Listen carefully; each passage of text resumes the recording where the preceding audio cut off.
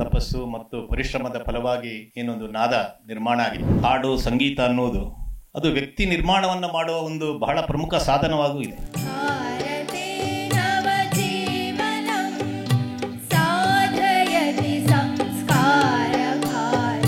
ಆಟ ಆಡ್ತಾ ಹಾಡು ಹೇಳ್ತಾನೆ ಸಂಘದಲ್ಲಿ ನಮ್ಮ ವ್ಯಕ್ತಿತ್ವವನ್ನು ನಾವು ಕಂಡುಕೊಂಡು ಸಂಘಟನೆ ರೂಪಿತ ಆಗುವುದು ವ್ಯಕ್ತಿ ನಡುವೆ ಇರುವಂತಹ ಸಂಬಂಧದಿಂದ.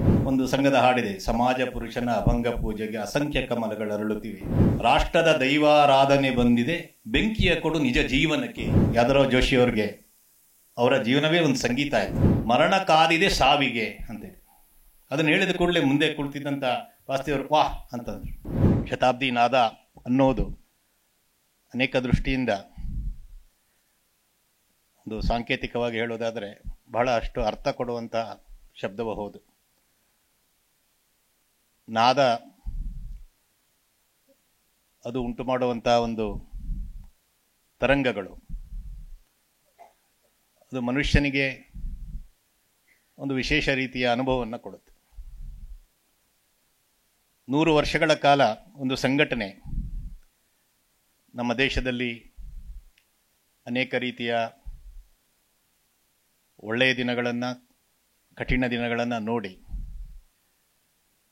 ಅದರ ಲಕ್ಷಾಂತರ ಮಂದಿ ಸ್ವಯಂ ಸೇವಕರು ಮಾಡಿರುವ ತಪಸ್ಸು ಮತ್ತು ಪರಿಶ್ರಮದ ಫಲವಾಗಿ ಏನೊಂದು ನಾದ ನಿರ್ಮಾಣ ಆಗಿದೆ ಒಂದು 100 ವರ್ಷದಲ್ಲಿ.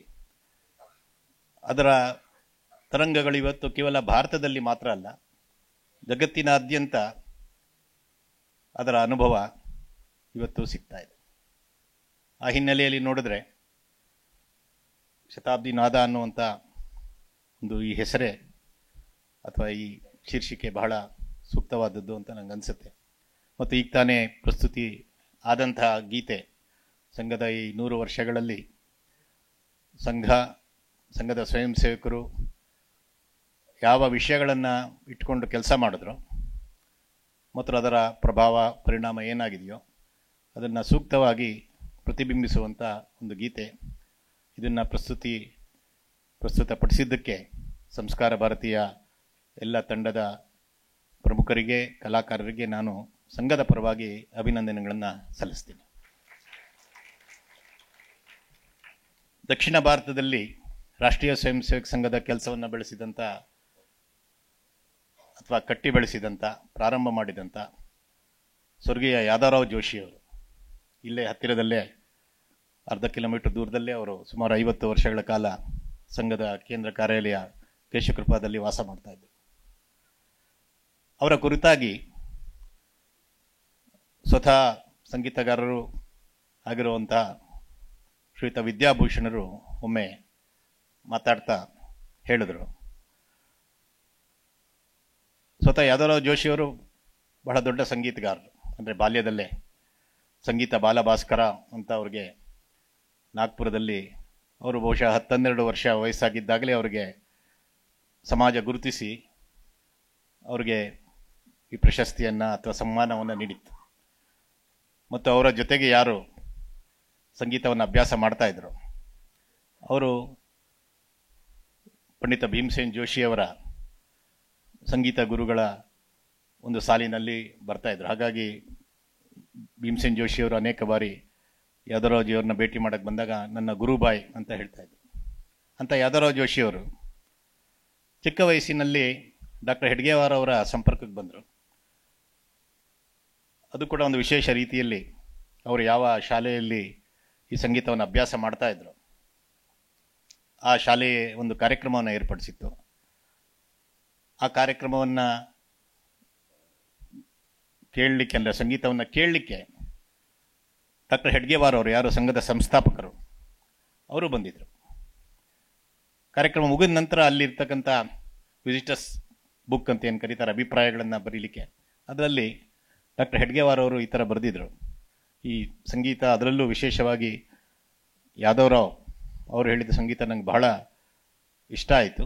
ಆದರೆ ಈ ಅವರ ಸ್ವರ, ಈ ಅವರ ಸಂಗೀತ ರಾಷ್ಟ್ರವನ್ನು ಜಾಗೃತಿ ಮಾಡೋದಕ್ಕೆ ಉಪಯೋಗ ಆದರೆ ಇನ್ನೂ ಹೆಚ್ಚು ಅದು ಪರಿಣಾಮಕಾರಿ ಆಗುತ್ತೆ ಅಂತ ಈ ರೀತಿ ಅಭಿಪ್ರಾಯವನ್ನು ಅವರು ಮರಾಠಿಯಲ್ಲಿ ಬರೆದಿದ್ರು.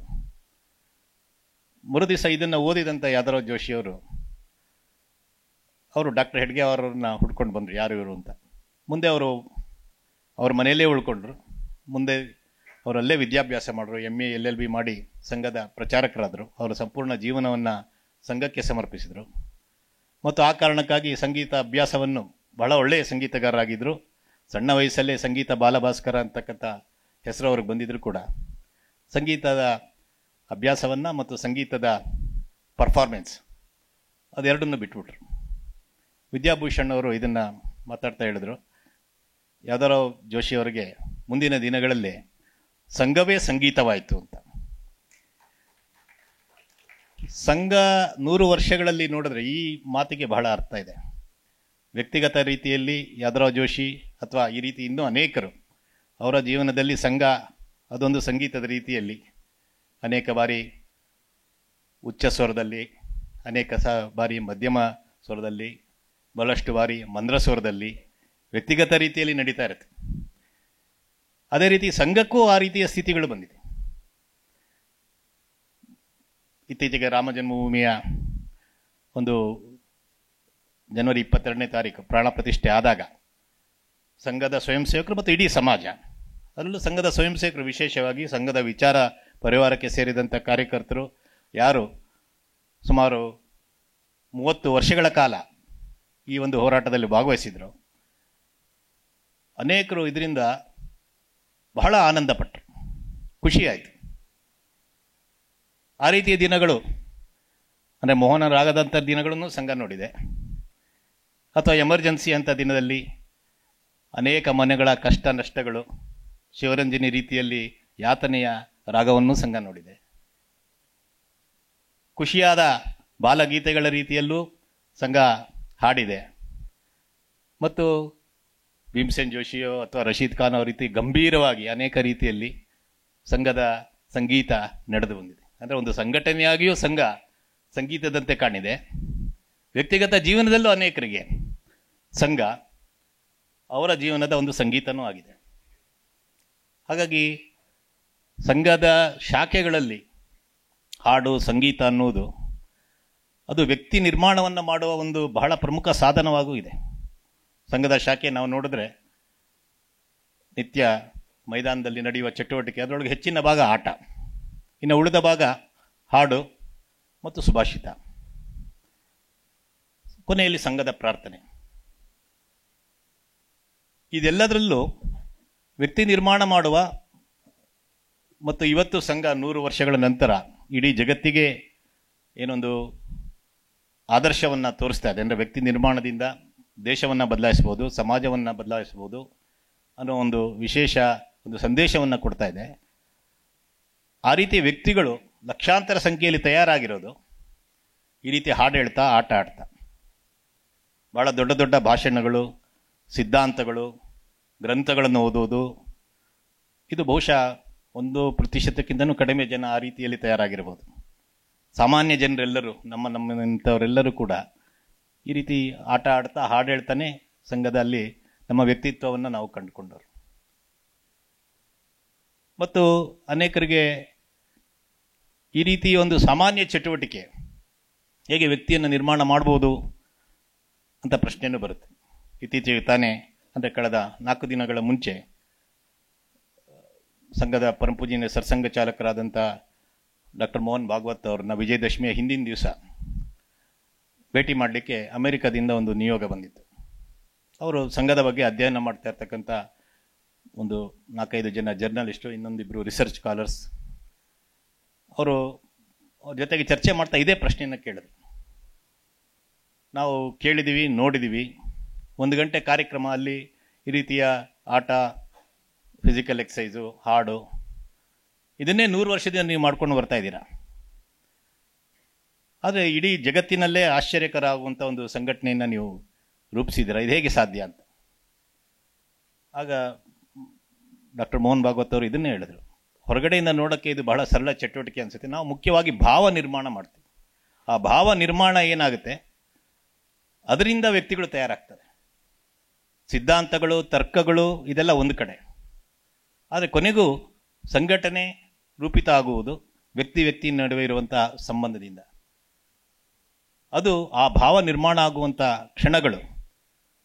ಅದು ನಮ್ಮ ಸಂಘದ ನಿತ್ಯ ಶಾಖೆಯ 1 ಗಂಟೆ ಕಾರ್ಯಕ್ರಮದಲ್ಲಿರುತ್ತೆ. ಈ ರೀತಿಯಾಗಿ ಹೇಳಿದರು. ಒಬ್ಬ ಕೋಲ್ಡ್ರಿಡ್ಜ್ ಅಂತಕ್ಕಂಥ ಟೈಲರ್ ಕೋಲ್ಡ್ರಿಡ್ಜ್ ಅಂತಕ್ಕಂಥ ಒಬ್ಬ ವಿಶೇಷಜ್ಞ ಸಾಹಿತ್ಯದ ಬಗ್ಗೆ ಬರೀತಾ ಇದನ್ನು ಬಹಳ ಸುಂದರವಾಗಿ ಬರೆದಿದ್ದಾನೆ ಒಂದು ವಾಕ್ಯದಲ್ಲಿ. ಈ ರೀತಿ ಹಾಡು ಹೇಳ್ಬೇಕಾರೆ, ಕತೆ ಕೇಳಬೇಕಾರೆ, ಆಟ ಆಡಬೇಕಾರೆ ಕೆಲವು ಕ್ಷಣಗಳು ನಾವು ಮೈ ಮರಿತೀವಿ. ಸಂಗೀತ ಕೇಳಬೇಕಾರೆ ಅದನ್ನು ಅವನು ಬಹಳ ಸುಂದರವಾಗಿ ಒಂದು ವಾಕ್ಯದಲ್ಲಿ ಬರೀತಾನೆ. ಆ ಸಮಯದಲ್ಲಿ ಹೇಗಿರುತ್ತೆ ನಮ್ಮ ಮನಸ್ಸು? ನಾವೇನು ಮಾಡ್ತಾ ಇರ್ತೀವಿ? Willing suspension of disbelief. ಈಗ ಅನೇಕ ಹಾಡುಗಳಲ್ಲಿ ಕೆಲವು ವಾಕ್ಯಗಳು ಬರುತ್ತೆ. ಅದು ಕವಿಯ ಒಂದು ವಿಶೇಷತೆ, ಕವಿ ಸಮಯ ಅಂತ ಕರೀತಾರೆ, ಅಥವಾ ಪೊಯಿಟಿಕ್ ಲೈಸೆನ್ಸ್ ಅಂತ ಕರೀತಾರೆ. ಸಂಘದ ಹಾಡುಗಳಲ್ಲೂ ಅನೇಕ ಶಬ್ದಗಳು ಬರುತ್ತೆ. ಉದಾಹರಣೆಗೆ ಒಂದು ಸಂಘದ ಹಾಡಲ್ಲಿ ಬೆಂಕಿಯ ಕೊಡು ನಿಜ ಜೀವನಕ್ಕೆ ಅಂತ ಕೇಳ್ತೀವಿ. ನಾನು ಮಂಗಳೂರಿನ ಒಬ್ಬರು ಕಾರ್ಯಕರ್ತರು ನನಗೆ ಸಿಕ್ಕಿದ್ರು. ಅವ್ರ ಜೊತೆಗೆ ನಾನು ಕೆಲಸ ಮಾಡಿದೆ. ಅವರು ಬಹಳ ಕಷ್ಟದಲ್ಲಿದ್ದರು, ಮನೆಯಲ್ಲೂ ಕಷ್ಟ. ಅವ್ರಿಗೆ ಕ್ಯಾನ್ಸರ್ ಆಗಿತ್ತು, ಈಗಿಲ್ಲ ಅವರು. ಅದೆಲ್ಲದರ ಮಧ್ಯೆ ಅವ್ರು ಕೆಲಸ ಮಾಡು, ಒಂದು ಒಳ್ಳೆ ಹಾಡುಗಾರರು ಕೂಡ ಅವರು. ನಾನೊಂದ್ಸರಿ ಅವ್ರ ಹತ್ರ ಕೇಳಿದೆ, ಇಷ್ಟೆಲ್ಲ ಕಷ್ಟ ಇದ್ದಾಗಲೂ ನೀವು ಹೇಗೆ ಕೆಲಸ ಮಾಡ್ತೀರಾ? ಅದಕ್ಕೆ ಅವರು ಈ ಹಾಡನ್ನು ಹೇಳ್ತಾರೆ. ಒಂದು ಸಂಘದ ಹಾಡಿದೆ, ಸಮಾಜ ಪುರುಷನ ಅಭಂಗ ಪೂಜೆಗೆ ಅಸಂಖ್ಯ ಕಮಲಗಳು ಅರಳುತ್ತಿವೆ ಅಂತ. ಅದರಲ್ಲಿ ರಾಷ್ಟ್ರದ ದೈವಾರಾಧನೆ ಬಂದಿದೆ, ಬೆಂಕಿಯ ಕೊಡು ನಿಜ ಜೀವನಕ್ಕೆ ಅಂತ ಶಬ್ದ ಬರುತ್ತೆ. ಅದು ಶಬ್ದಾರ್ಥದಲ್ಲಿ ತೆಗೆದುಕೊಂಡ್ರೆ ಏನು ಬೆಂಕಿಯನ್ನು ಹಾಕಲ್ಲ. ಇದನ್ನೇ ಪೊಯಿಟಿಕ್ ಲೈಸೆನ್ಸ್ ಅಂತ ಏನು ಹೇಳ್ತಾರೆ. ಆದರೆ ಅವರು ಜೀವನದಲ್ಲಿ ಆ ಭಾವಕ್ಷಣಗಳನ್ನು ಅನುಭವಿಸಿದ್ರು. ವಿಲ್ಲಿಂಗ್ ಸಸ್ಪೆನ್ಷನ್ ಆಫ್ ಡಿಸ್ಬಿಲೀಫ್ ಅಂದ್ರೆ ಈ ಹಾಡು ಹೇಳ್ಬೇಕಾದ್ರೆ ಕೆಲವು ಕ್ಷಣಗಳು ಅವರ ಕಷ್ಟ ಮತ್ತೊಂದೆಲ್ಲವನ್ನು ದೂರ ಇಟ್ಟು ರಾಷ್ಟ್ರದ ದೈವಾರಾಧನೆ ಬಂದಿದೆ, ಬೆಂಕಿಯ ಕೊಡು ನಿಜ ಜೀವನಕ್ಕೆ. ಇದು ಅವರನ್ನ ಮನಸ್ಸಿನ ಮೇಲೆ ಪರಿಣಾಮ ಬೀರಿತು. ಇದು ಸಂಸ್ಕಾರದ ಕೆಲವು ಫ್ರಾಕ್ಷನ್ ಆಫ್ ಸೆಕೆಂಡ್ ಅಂತ ಏನು ಹೇಳ್ತಾರೆ. ಈ ರೀತಿಯಾಗಿ ಹಾಡು, ಆಟ, ಕತೆಗಳು ಸಂಘದ ಒಂದು ಅವಿಭಾಜ್ಯ ಅಂಗ.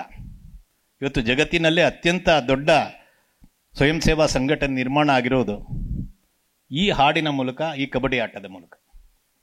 ಹಾಗಾಗಿ ಶತಾಬ್ದಿ ನಾದದಲ್ಲಿ ಸಂಘದ ಅನೇಕ ಹಾಡುಗಳ ಪ್ರಸ್ತುತಿ ಇವಾಗೇನಾಗೋದಿದೆ, ಇದು ಸಂಘದ ನಿತ್ಯ ಶಾಖೆಯ ಒಂದು ಅವಿಭಾಜ್ಯ ಭಾಗ.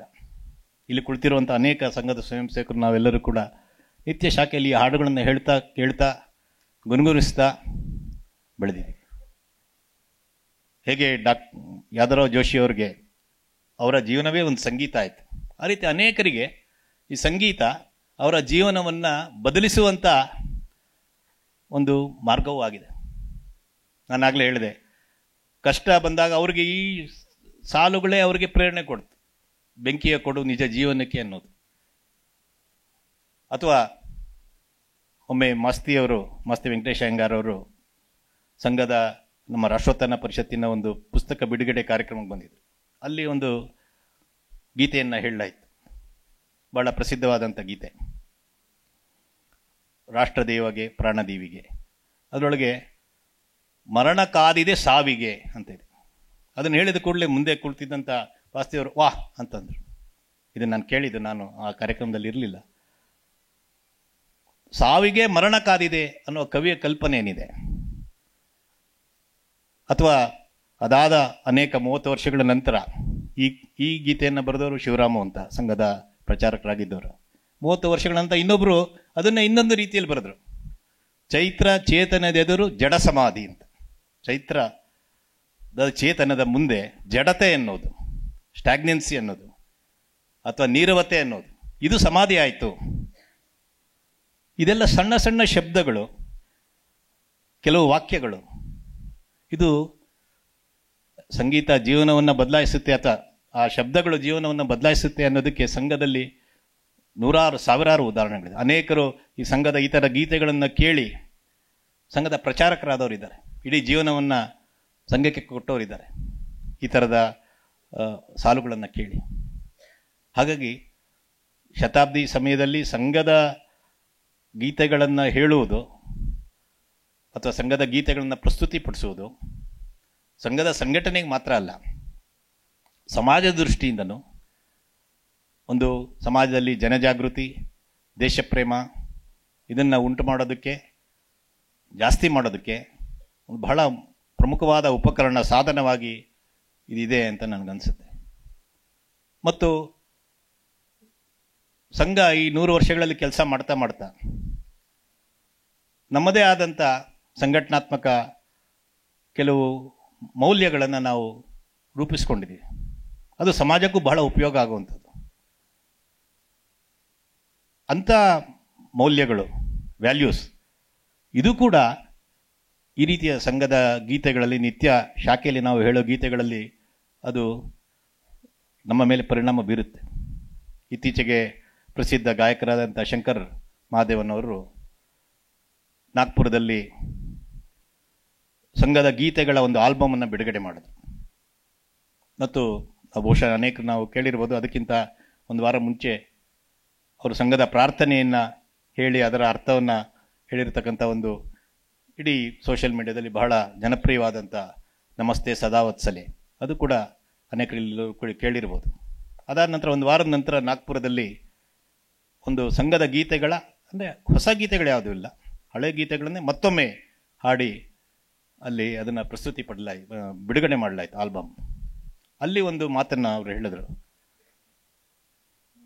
ಒಂದು ಗೀತೆಯ ಹಮಕರೇ ರಾಷ್ಟ್ರ ಆರಾಧನ್, ಈ ಗೀತೆಯ ಬಹಳ ಪ್ರಸಿದ್ಧವಾದ ಗೀತೆ.